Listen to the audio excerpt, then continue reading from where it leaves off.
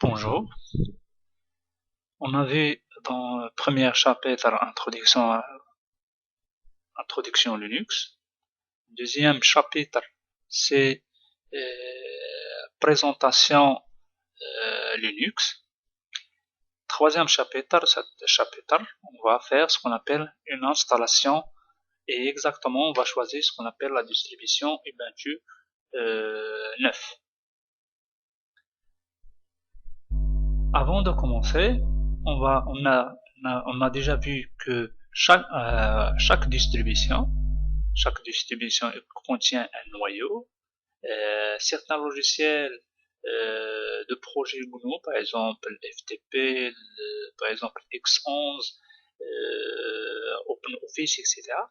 Et un programme d'installation et une méthode d'installation et désinstallation des packages ou des logiciels. Nous, on a choisi la distribution Ubuntu et exactement la version 9. On peut choisir d'autres versions, on peut choisir par exemple d'autres distributions. Deuxième choix, c'est ce qu'on appelle les prérequis matériels. On a déjà vu que au minimum, on a besoin au minimum un processeur 386 SX. Nous, on a un processeur Core 2 Duo.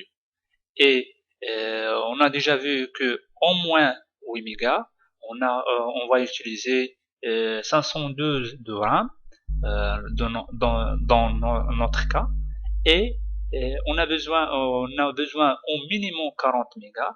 Donc dans notre cas, on va utiliser 8 gigas dans le disque dur. Troisième chose, c'est ce qu'on appelle le plan de partitionnement. On va utiliser 4 partitions. Première partition, c'est la partition swap. On va l'utiliser 512, donc c'est le double de la RAM. On va utiliser ce qu'on appelle le dossier racine slash. Donc on va utiliser 3 gigas pour ce dossier-là. Et on va utiliser d'autres dossiers, ce qu'on appelle le slash home, le dossier personnel qui contient les dossiers personnels de tous les utilisateurs. On va utiliser 2 gigas pour ce dossier-là. Et le reste, on va libérer pour une partition d'échange. C'est-à-dire, on va choisir un système de fichiers de type FAT ou FAT32. Pour les systèmes de fichiers qu'on va utiliser dans notre cas, c'est le EXT3 et ou EXT4. Et pour la partition d'échange, on va utiliser soit FAT, soit FAT32. Pour faire l'installation,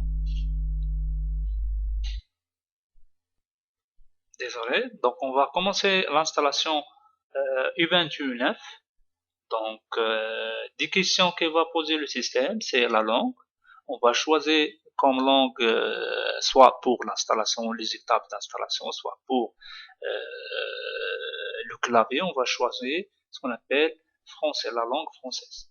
Pour la région ou l'emplacement, ou ce qu'on appelle le timing, donc on va utiliser donc GMT et exactement la région Casablanca. Pour les utilisateurs, on va créer un utilisateur qui porte le nom user et leur mot de passe c'est user. Et le nom de PC ou le nom de la machine, on va l'utiliser Ubuntu 9. On va commencer l'installation. Donc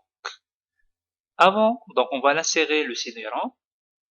Après, on va suivre les étapes pour continuer l'installation.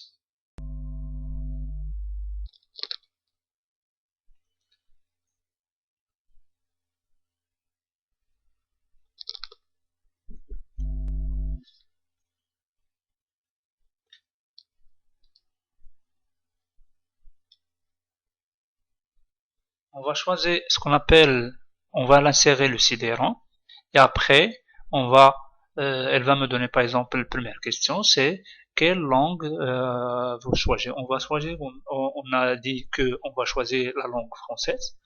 Et voilà.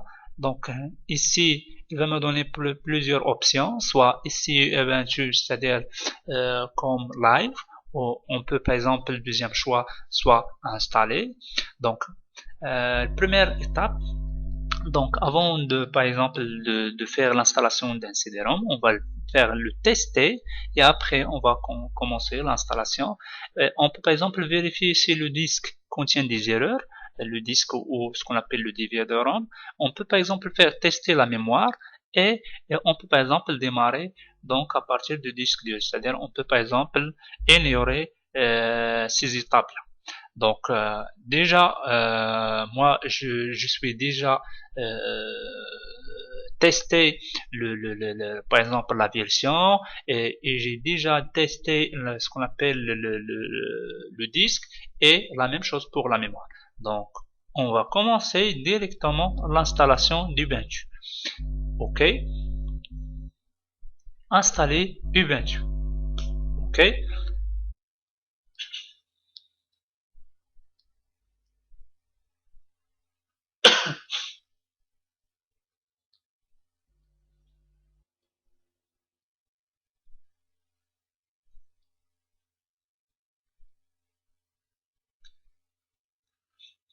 elle va me donner par exemple bienvenue dans les étapes d'installation. On va commencer, on va choisir la langue française et on va commencer l'installation. Suivant, on va après on va choisir ce qu'on appelle l'emplacement ou la région. Donc pour nous, on va choisir le cas Casablanca, donc dans l'Afrique.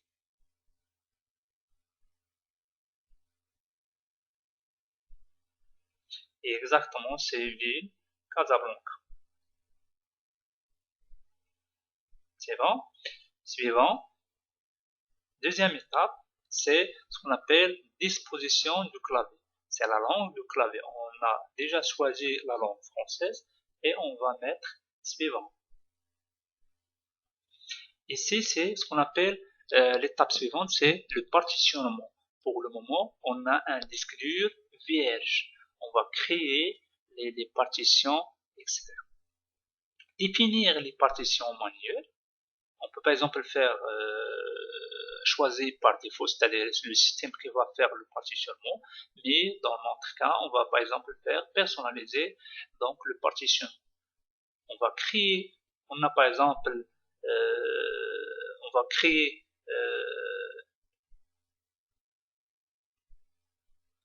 donc on a par exemple ce qu'on appelle le disque dur qui contient 8 Go. On va créer première partition, nouvelle partition.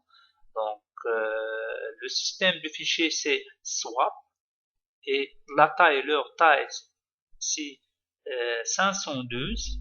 On a choisi 512 et par exemple on va valider. Donc le type de la partition est primaire. Ça c'est pour la première partition. Swap il est pour par exemple utiliser comme une barrette mémoire supplémentaire. Donc elle va par exemple stocker quelques informations, etc. Après on va créer une nouvelle partition. Donc c'est la partition principale ou la partition racine.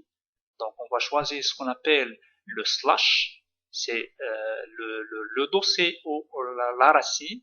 Donc toujours de type primaire. Et la taille, on a dit, c'est 3 Go. C'est-à-dire 3000, je pense, 3072 mégaoctets. Valider et automatiquement il va me créer par exemple cette partition. On va créer d'autres partitions, toujours nouvelle partition, et pour le moment on va choisir ce qu'on appelle la partition home, c'est-à-dire les dossiers personnels des utilisateurs, etc. On va choisir 2 Go d'espace et toujours primaire. Valider. Toujours on a choisi ce qu'on appelle le fichier, le système de fichiers ext3 ou ext4. Donc le reste on va utiliser comme une partition d'échange. C'est-à-dire, on va choisir comme système de fichier, c'est FAT32. Et toujours primaire, on va valider.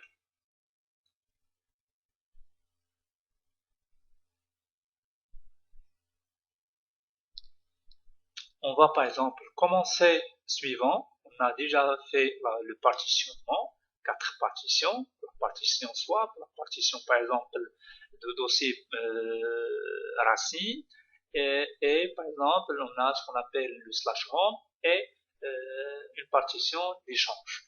Mais donc le minimum de partitions, donc c'est la partition swap et la partition slash. Suivant. On va continuer. Donc, aucun point de montage s'est effectué au système du fichier FAT32. On va libérer, continuer. Après, il va me donner par exemple quelques informations. Quel est votre nom? Par exemple, le nom.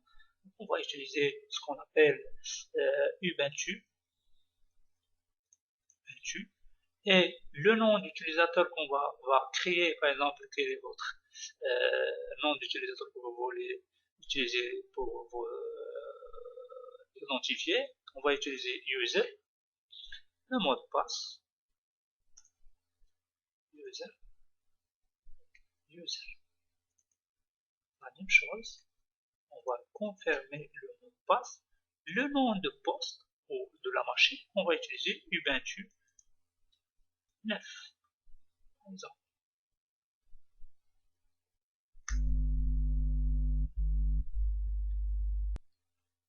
Après la saisie des informations, on va continuer l'installation suivant ici. Bon. Donc, il va nous donner par exemple un message comme quoi voilà, on va commencer l'installation. Donc, une petite description sur la configuration qu'on a fait, etc.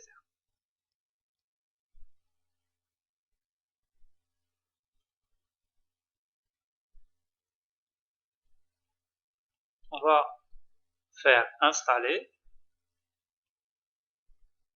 Et voilà, donc elle va faire le formatage des partitions et la création des fichiers, les systèmes de fichiers.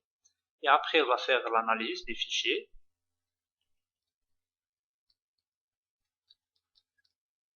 En attendant,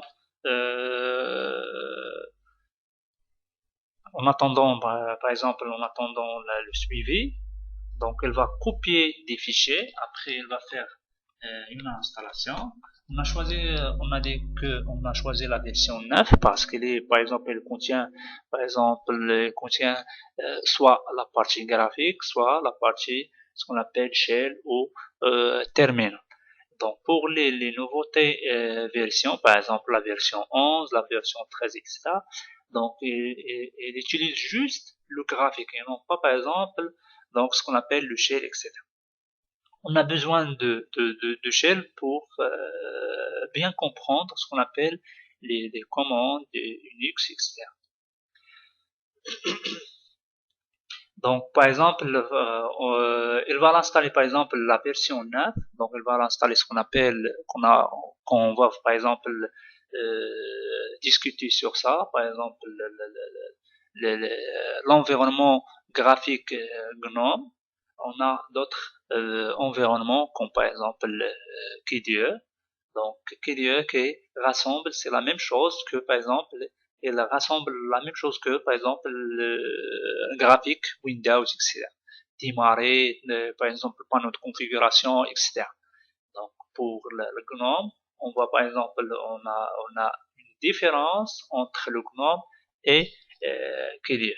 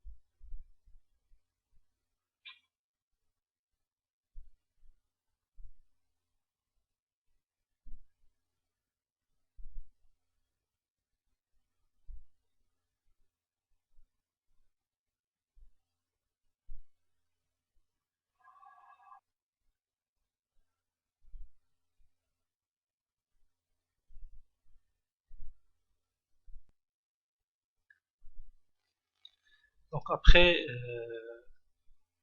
la fin de l'installation, elle va me demander par exemple, elle va me demander de redémarrer la machine. On va faire exécuter, redémarrer la machine maintenant. Donc c'est la fin de l'installation, etc. En attendant le redémarrage de la machine,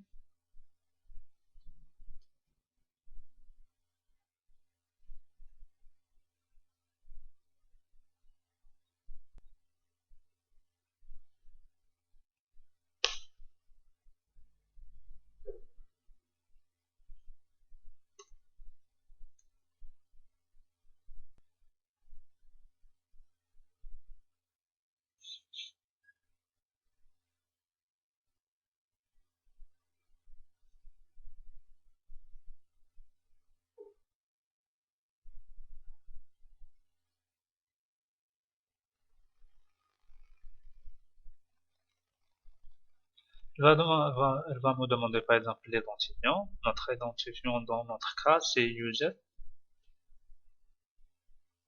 On va choisir user qu'on a déjà créé, l'utilisateur qu'on a déjà créé, et l'heure. On va utiliser leur mot de passe. Ok, on va le valider.